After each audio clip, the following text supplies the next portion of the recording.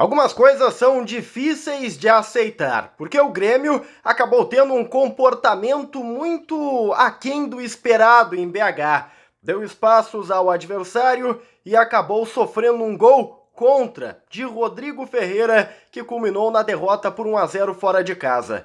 Mas outros fatores também marcaram o jogo, como por exemplo o crime que veio das arquibancadas. Nós vamos falar sobre o 1-0 para o Cruzeiro, que deixa o tricolor abaixo da expectativa no primeiro bloco. Salve galera, tudo certo com vocês? Chegando aqui no A Dupla para destacarmos o Grêmio. Eu sou o Matheus Dávila e nós vamos juntos para falarmos da derrota gremista por 1-0 para o Cruzeiro no jogo que terminou no final da tarde do domingo com o resultado que está muito aquém daquilo que o torcedor gremista esperava.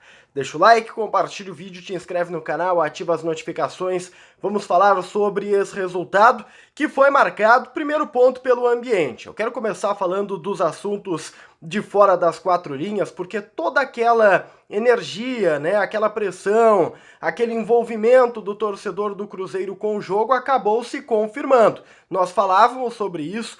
Foi a principal pauta do último Diário do Grêmio KTO aqui no A Dupla, e o ambiente ele foi um ambiente muito pesado. Agora me chamou a atenção, assim, o envolvimento, né, toda a energia do torcedor do Cruzeiro, isso eu entendo por completo. Mas me chamou a atenção as precauções. Não é bem uma precaução isso, tá? Porque partiu da diretoria do Cruzeiro pelas informações preliminares.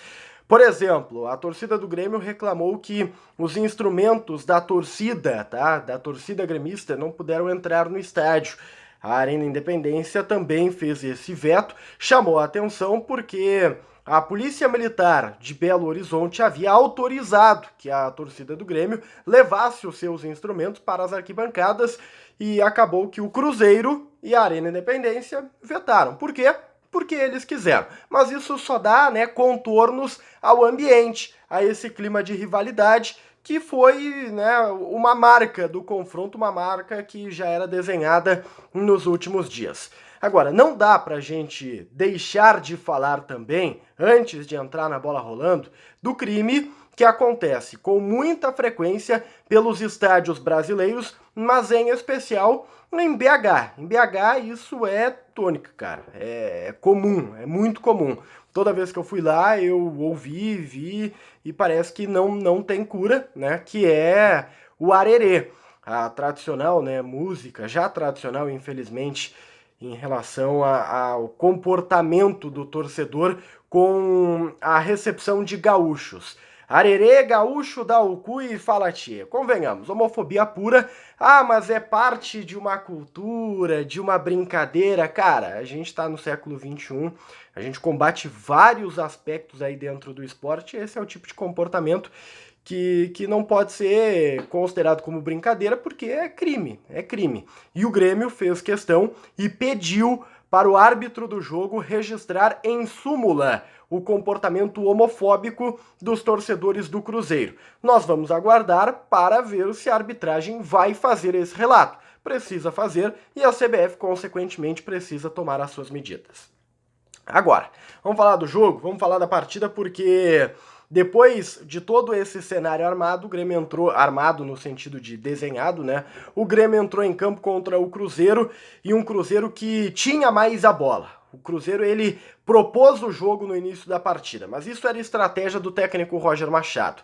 O Grêmio ficou atrás, tentando buscar o contra-ataque, e o Elias, nesse primeiro momento, acabou sendo uma peça bastante interessante e útil.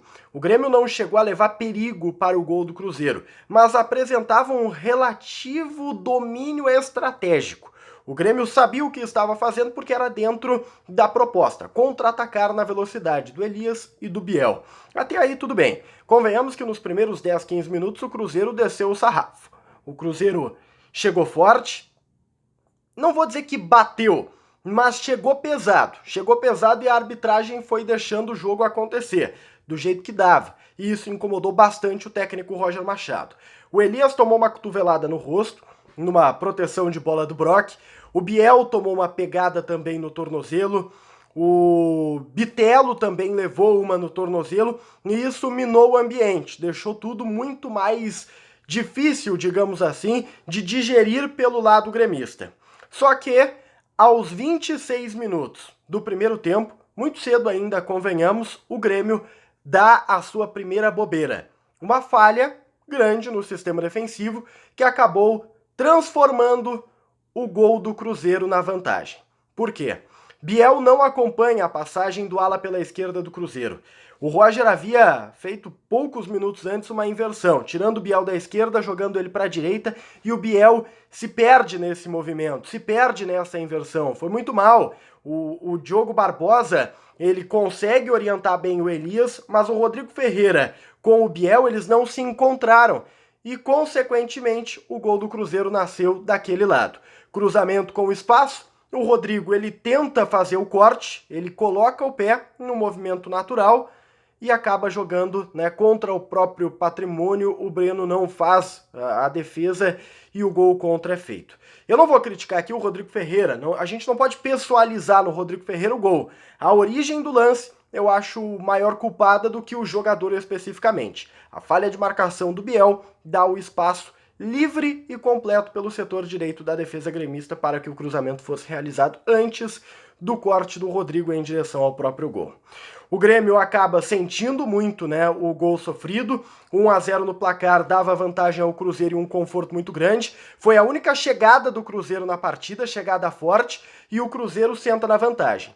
O Grêmio sentiu tanto o gol que não tinha resposta. O Grêmio começou a errar passes curtos. O Lucas Silva muito mal no primeiro tempo, o pior jogador em campo certamente. Sentiu a panturrilha, foi substituído no intervalo. Os alas do Cruzeiro tiveram grande liberdade durante toda a primeira etapa. Só que isso não se repetiu no segundo tempo, porque estrategicamente o Cruzeiro resolve dominar o jogo no sentido de parar.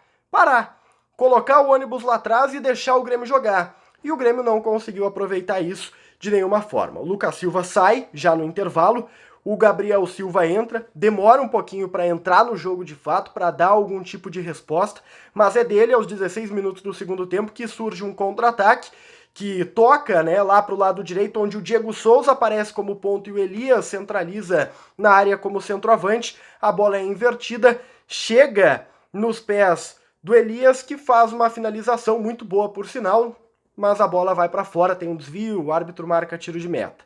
Foi meia linha. O segundo tempo, para resumir, foi meia linha. O Grêmio tira o Diego Souza, que foi uma peça inútil no jogo, o Diego que é um artilheiro, que merece todo o respeito, mas nesse tipo de jogo de pressão ele não funciona, ele não tocou na bola praticamente.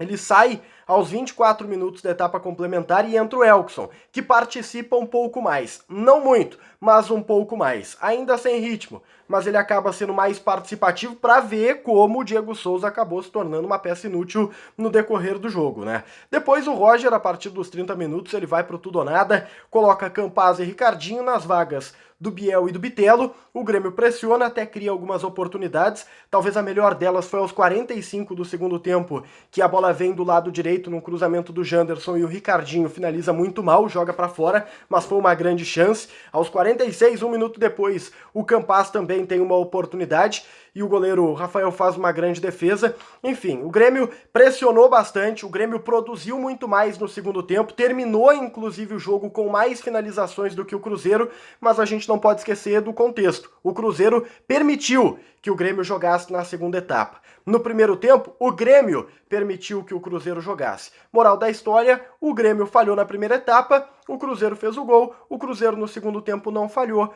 e o Grêmio terminou com a derrota de 1-0. Uma derrota dolorida, eu acho até um pouco inadmissível, tá? Algumas coisas não dão para aceitar também dentro de campo, como a participação do Lucas Silva. O Rodrigo Ferreira eu não gostei no jogo, foi mal. Foi bastante mal, é preciso reavaliar e colocar o Edilson nessa disputa o quanto antes. Então, assim, o Grêmio tem muitas coisas que precisa melhorar ainda. A Série B é longa, não dá para admitir falta de intensidade dentro do jogo, como foi possível perceber no Lucas Silva. Ele estava um pouco desembocado, não é o costume dele, mas não foi o único. vários jogadores foram mal. O Bitelo não teve a participação que nós estamos acostumados, o Diogo Barbosa teve a sua atuação padrão, que é sempre abaixo daquilo que o torcedor deseja. A gente precisa fazer aqui uma reflexão que o coletivo não funcionou. Também não dá para admitir, não é uma coisa que o Grêmio pode conviver, que é terminar o primeiro bloco, o bloco de 6 jogos que a direção estabeleceu, abaixo da média que é colocada, de 11 pontos. O Grêmio termina com 10. É um ponto, beleza, dá para recuperar, mas não pode. Se ficar terminando abaixo da média estabelecida, o Grêmio corre o risco de não subir. Então esse é o perigo, vai ter que compensar a partir de agora no segundo bloco do Tricolor. Problema para o técnico Roger Machado, derrota de 1-0, o Grêmio só volta a campo daqui 8 dias. Então tem muito tempo para trabalhar e no Diário do Grêmio KTO, na sequência, eu venho com mais informações e os bastidores desse resultado. Deixa o like, compartilha o vídeo, te inscreve no canal, ativa as notificações. A gente se vê. Tchau, tchau.